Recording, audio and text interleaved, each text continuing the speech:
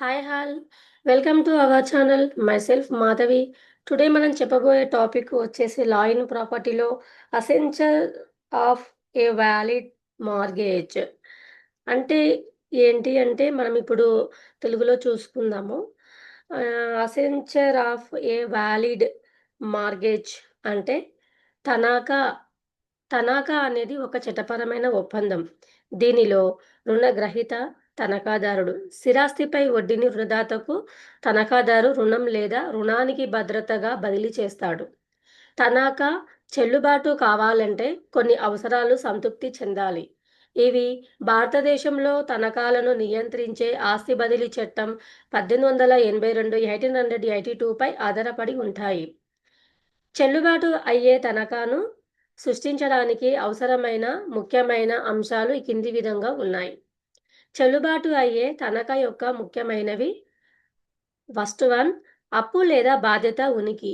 అప్పు లేదా బాధ్యత తనఖాను రుణ భద్రత లేదా బాధ్యత యొక్క పనితీరు ఏదైనా చేస్తానని వాగ్దానం చేయడం వంటివి కోసం సృష్టించాలి. అప్పు లేదా బాధ్యత లేకుండా చెల్లుబాటు అయ్యే తనఖా ఉండదు. అప్పు అప్పు అనేది డబ్బు మొత్తం లేదా ఏదైనా ఇతర రకమైన బాధ్యత కావచ్చు. అంటే వస్తువులను పంపిణీ చేయడానికి లేదా సేవలను అందించడానికి ఒప్పందం వంటివి. మరియు ఈ రుణం లేదా బాధ్యతను భద్రపరచడానికి తనఖా సృష్టించబడింది. మరియు తనఖాదారుడు రుణాన్ని తిరిగి చెల్లించాల్సిన బాధ్యత ఉండాలి. సెకండ్ వన్, స్థిరాస్తిపై వడ్డీ బదిలీ. తనఖా తనఖా అంటే రుణానికి భద్రతగా స్థిర ఆస్తిపై వడ్డీని, అంటే భూమి, భవనాలు లేదా వాటి కలయిక వంటివి బదిలీ చేయడం. తనఖా అంటే తనఖా రుణానికి భద్రతగా ఉండాలి. ఎగ్జాంపుల్ ఏంటి? భూమి, భవనాలు మరియు ఇతర శాశ్వత నిర్మాణాలు.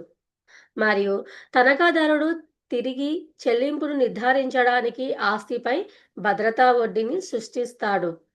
థర్డ్ వన్, ఆస్తిని బదిలీ చేయాలి. భద్రతగా అందించే ఆస్తి భద్రత అందించే ఆస్తి బదిలీ చట్టం కింద బదిలీ చేయాలి.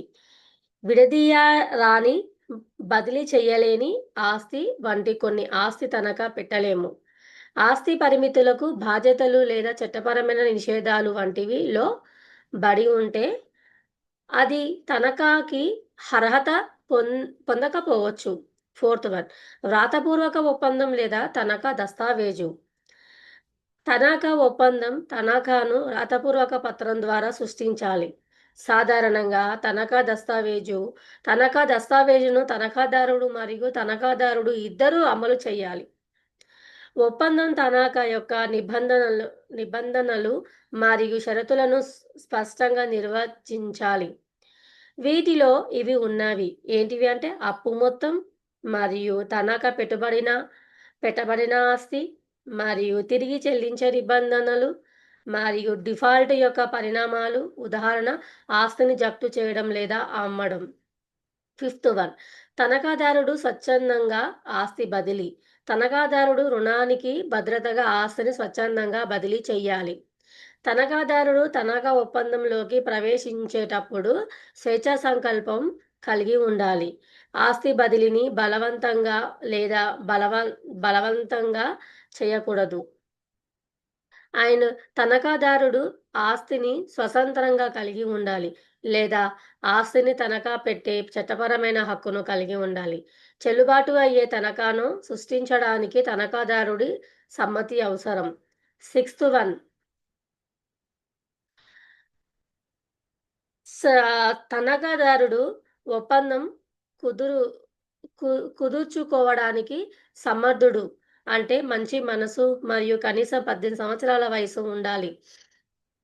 తనఖాదారుడు మైనర్ అయితే, కంపెనీ అయితే లేదా కొత్త చట్టపరమైన పరిమితిని కలిగి ఉంటే, ట్రస్టీ వంటివి చట్టం ద్వారా అధికారం పొందకపోతే తనఖా చెల్లదు. యజమాన్యం తనఖాదారుడు తనఖా పెట్టబడిన ఆస్తిపై యజమాన హక్కు లేదా వడ్డీని బదిలీ చేసే హక్కును కలిగి ఉండాలి. ఆస్తిని కలిగి లేని వ్యక్తి దానిని తనఖా పెట్టలేరు. సెవెంత్ వన్, తనఖా నమోదు అవసరమైతే. తనఖా యొక్క స్వభావాన్ని బట్టి తనఖా దస్తావేజు యొక్క రిజిస్ట్రేషన్ అవసరం కావచ్చు. ఎగ్జాంపుల్ ఉదాహరణ ఏమిటి అంటే యజమాన్య బదిలీ లేదా షరతులతో కూడిన ఆస్తి అమ్మకం కలిగి ఉన్న తనఖాకు సాధారణంగా రిజిస్ట్రేషన్ అవసరం. మరియు ఇతర రకాల తనఖాలకు సాధారణ తనఖా లేదా టైటిల్ డీడీలను డిపాజిట్ చేయడం ద్వారా తనఖా వంటివి. రిజిస్ట్రేషన్ ఎల్లప్పుడూ తప్పనిసరి కాకపోవచ్చు, కానీ వివాదాలను నివారించడానికి ఇది సిఫార్సు చేయబడింది. ఎయిత్ వన్ రుణాన్ని పొందాలనే ఉద్దేశం. ఆస్తి బదిలీ ద్వారా రుణం లేదా బాధ్యతను పొందాలనే స్పష్టమైన ఉద్దేశం ఉండాలి. మరియు రుణాన్ని పొందాలనే ఉద్దేశం కాదు, యజమానాన్ని బదిలీ చేయాలనేది అయితే ఒప్పందాన్ని తనఖాగా కాకుండా అమ్మకంగా పరిగణించవచ్చు. నైన్త్ వన్ విముక్తి హక్కు. చెల్లుబాటు అయ్యే తనఖాదారునికి తనఖా పెట్టిన ఆస్తిని విముక్తి చేసుకునే హక్కును అందిస్తుంది. తనఖాదారుడు ఆస్తిని విక్రయించే లేదా జప్తు చేసే ముందు ఎప్పుడైనా అప్పును తిరిగి చెల్లించడం ద్వారా ఆస్తిని తిరిగి పొందవచ్చు. మరియు తనఖా కోసం ఈ హక్కు అవసరం. తనఖాదారునికి ఆస్తిని తిరిగి పొందే హక్కు లేకపోతే లావాదేవీ చెల్లుబాటు అయ్యే తనఖా కాదు. ఎగ్జాంపుల్ షరతులతో కూడిన అమ్మకం. 10th వన్ మోసం లేదా తప్పుగా ప్రాతినిధ్యం వహించకూడదు. తనఖా సృష్టిలో ఏ విధమైన మోసం, తప్పుగా ప్రాతినిధ్యం వహించడం లేదా అనుచిత ప్రభావం ఉండకూడదు. తనఖా మోసపూరిత మార్గాల ద్వారా లేదా తప్పుగా ప్రాతినిధ్యం వహించడం ద్వారా పొందినట్లయితే అది చెల్లదు మరియు తనఖాదారు దానిని సవాలు చేయవచ్చు. 11th వన్ ఆస్తిని స్వాధీనం చేసుకోవడం వర్తించే చోట. తనఖా రకాన్ని బట్టి తనఖాదారు తనఖా పెట్టిన ఆస్తిని తనఖాదారునికి స్వాధీనం చేసుకోవచ్చు. ఉదాహరణకి యూజర్ తనఖా లేదా తనఖాదారుడు తనఖాను నిలుపుకోవచ్చు. మరియు కొన్ని తనఖాలలో ఉదాహరణ సాధారణ తనఖా స్వాధీనం బదిలీ చేయబడదు మరియు తనఖాదారుడు డిఫాల్ట్ సంభవించకపోతే ఆస్తిలో నివసించే లేదా ఉపయోగించుకునే హక్కును కలిగి ఉంటాడు. చెల్లుబాటు అయ్యే తనఖా కోసం ముఖ్యమైన వస్తువుల సారాంశం. ముఖ్యమైన అంశం వివరణ. తనఖాదారుడు ఆస్తిని స్వచ్ఛందంగా బదిలీ చేయాలి. ఓకే. అండ్ ముఖ్యమైన అంశం తనఖా సామర్థ్యం వివరణ. తనఖాదారునికి చట్టపరమైన సామర్థ్యం మరియు యజమానం ఉండాలి.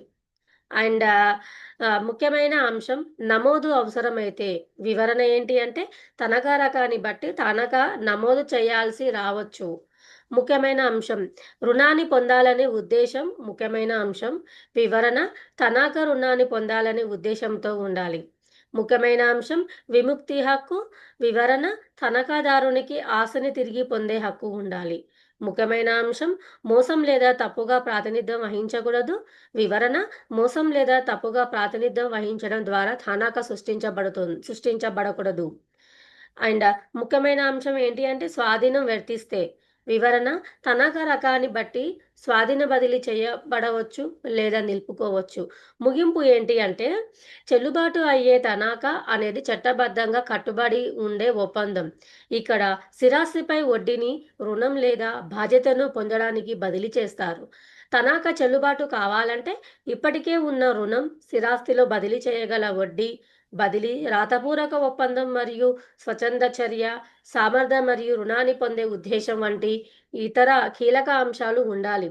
తనఖా దస్తావేజు చట్టపరమైన అవసరాలకు అనుగుణంగా ఉండాలి మరియు మోసం లేదా తప్పుడు ప్రాతినిధ్యం లేకుండా ఉండాలి. హావియర్స్ మీకు ఈ వీడియో నచ్చినట్లయితే like and share and subscribe చేయండి. Okay, thank you.